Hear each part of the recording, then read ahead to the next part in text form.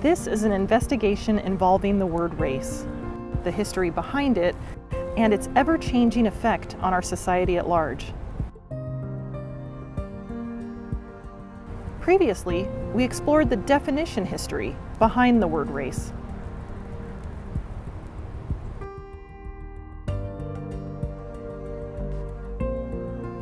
Now we are taking a deep dive into how the concept of race affects our society with the help of American civil rights attorney, pastor, and educator, Francis Johnson.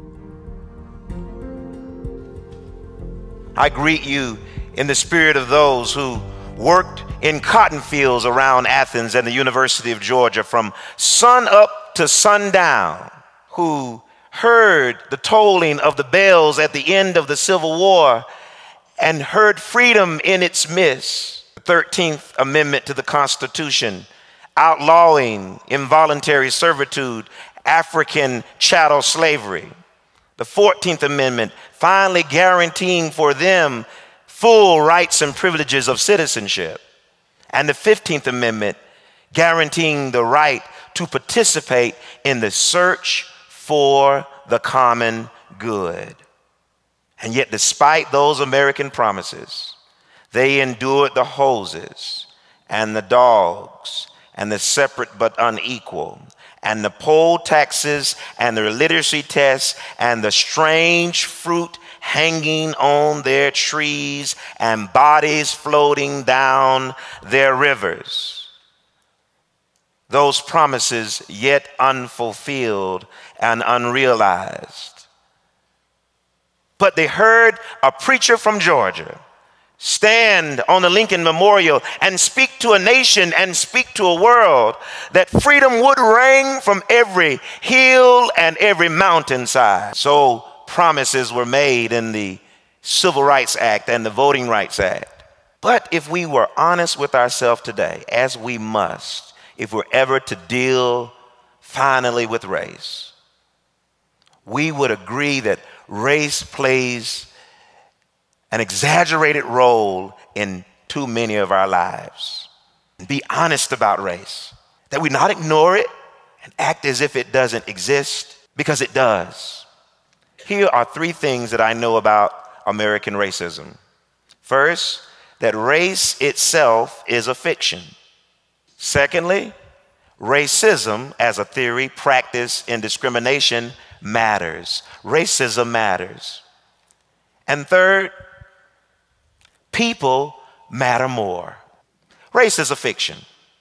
Scientists in this room will tell us that race has no biological meaning at all. That race, which is so closely tied to identity in this country, is a complete social construct, that it does not exist. If that is true, then all persons possess the same faculties for attaining the highest levels of intellectual and economic and political and social and educational achievements. And where there are gaps in achievements between groups of people, and there certainly are major gaps, that they're not on the account of the color of a person's skin. They're not attributable to race, but they are attributable to racism as practice in discrimination.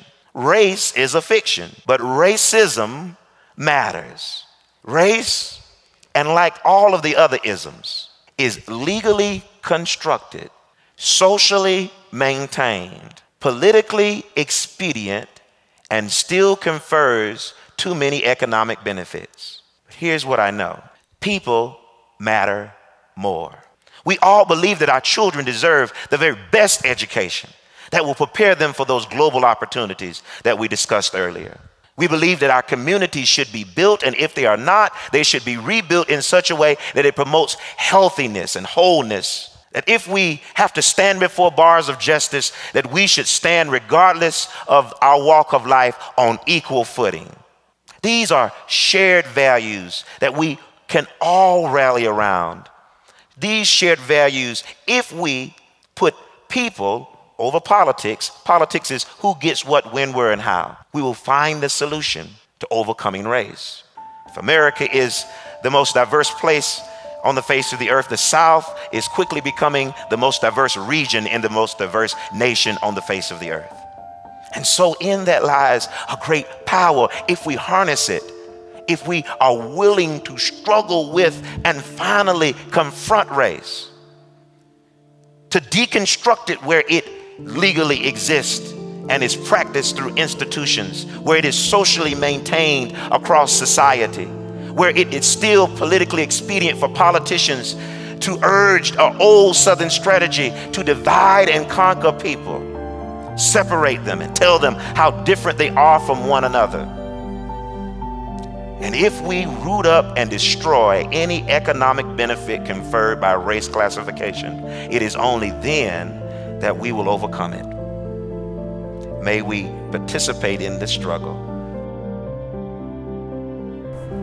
In summary, race is a social construct that society uses to form one's identity and perspectives on themselves and others. But in doing so, we run the risk of creating divisionary and destructive ideas about others and ourselves.